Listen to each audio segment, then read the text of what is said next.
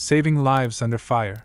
The officer who refused to leave. Description: when an airstrike trapped innocent civilians in a war-torn hospital, one off-duty female officer made an impossible choice: to stay behind and fight for every last life. What she did next became a story of courage the world almost never heard. The hospital that refused to fall. It began like any other evening in the war-torn city of Merivik, a place where the sound of bombs had long replaced birdsong. The streets were cracked, the air tasted of smoke, and hope had become a language no one spoke anymore. But inside the crumbling walls of St. Helena Civil Hospital, there was still a heartbeat, weak, defiant and human. Doctors, nurses, and terrified civilians filled the corridors, clinging to life under flickering fluorescent lights. And among them was a woman who hadn't come there to be a hero. Her name was Captain Lena Morrow, 34 years old, a decorated field medic from the Royal Forces. 2 months earlier, she had been granted medical leave after a mission that went horribly wrong, a convoy ambush that claimed half her unit. She carried the scars of that day not just on her body, but deep inside her soul. She had promised herself one thing: no more war. But fate, as always, had other plans. That night, Lena was volunteering at St. Helena, helping local nurses treat civilians caught between warring sides. The hospital wasn't supposed to be a target. It was marked clearly with red crosses, visible even from the sky. But in war, mercy is often a casualty. At 9:46 p.m., the first explosion hit. The walls trembled. Dust rained from the ceiling. Alarms blared. Doctors screamed. Everyone to the basement. Panic surged through the wards. Patients in wheelchairs, wounded soldiers, crying children. Chaos swallowed everything. Lena steadied herself against the wall, instinct taking over. Years of combat medicine rushed back like muscle memory. She grabbed a young nurse's hand. "Get the morphine and trauma kits. We're moving them downstairs, now." Another explosion followed, closer this time. The lights flickered, then died. Darkness. Smoke. The smell of burning plastic filled the air. She heard someone shout, "The east wing's hit. Fire's spreading." Lena turned toward the voice, eyes burning. "Then we start from there." The next 30 minutes became a blur of chaos and courage. She and a handful of nurses dragged patients from collapsing rooms, using torn bedsheets as stretchers. Flames licked the hallways, glass shattered, and the air filled with choking dust. Outside, the night sky glowed orange from artillery fire.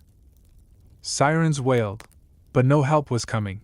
When Lena reached the pediatric ward, she froze. Half the ceiling had caved in.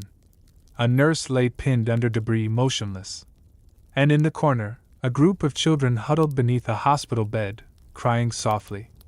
She ran to them, heart pounding. Hey.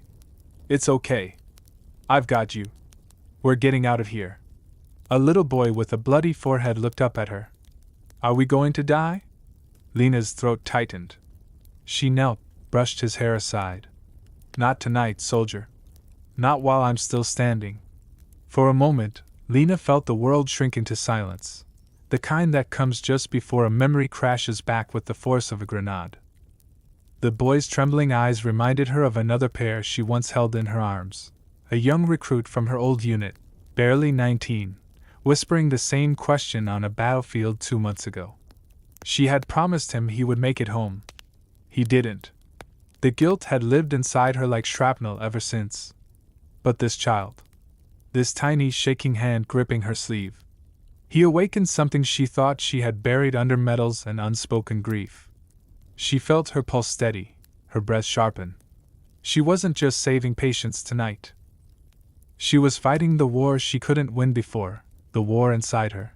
She cupped the boy's face gently.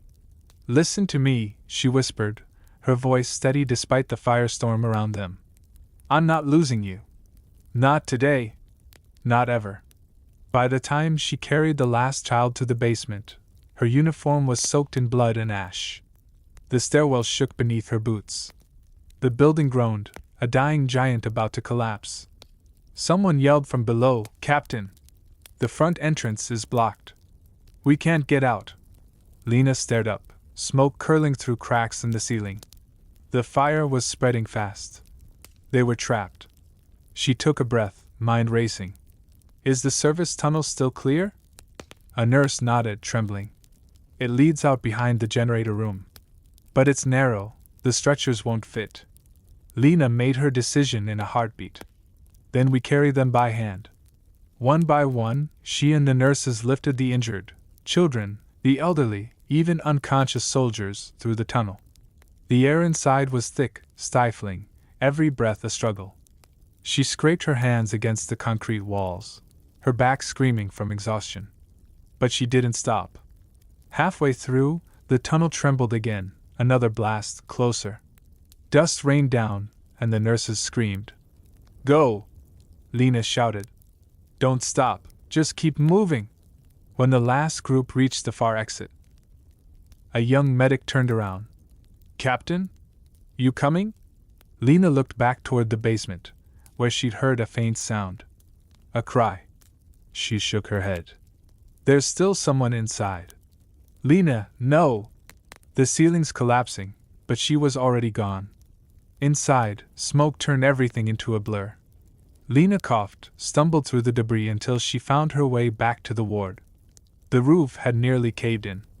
And there, pinned under a fallen beam, was the unconscious nurse from before. She tried lifting it once, twice, too heavy. The building moaned. Come on. Not now, she whispered. Not like this. She braced her shoulder against the beam, pushed with everything she had. Her muscles screamed. The air filled with sparks and falling plaster. Finally, it moved just enough. She pulled the nurse free, threw her over her shoulder, and staggered toward the tunnel. The world behind her collapsed. She dove forward as the hospital's east wing crumbled, the blast wave knocking her unconscious. When she woke, it was dawn. The first thing she saw was light, soft, golden, filtering through the dust. Then faces, dozens of faces, staring down at her. Children, nurses, wounded soldiers. Alive. Someone whispered she made it. Lena tried to sit up, but her body refused. A little girl knelt beside her and pressed a trembling hand into hers. You came back for us, the girl said. Lena smiled faintly, eyes glistening. I promised I'd never leave anyone behind. Later, when rescue teams arrived, they found her sitting on a piece of broken concrete, wrapped in a soot-stained blanket. Reporters would later call her the Angel of Maravik. But she hated that name. I wasn't an angel, she told them softly. I was just a soldier who remembered what we're meant to fight for. She refused medals. Refused publicity. Instead, she spent the next few months rebuilding clinics for refugees, patching walls and hearts in equal measure. In the years that followed, the city of Maravik rose again, a little stronger, a little braver. The old St. Helena Hospital was rebuilt from its ruins, and at its entrance, engraved in stone, were 6 words, she refused to leave them behind. If this story moved you, share it with someone who needs hope today. Subscribe for more powerful, cinematic stories of real courage, stories that remind us the strongest hearts are often the quietest ones.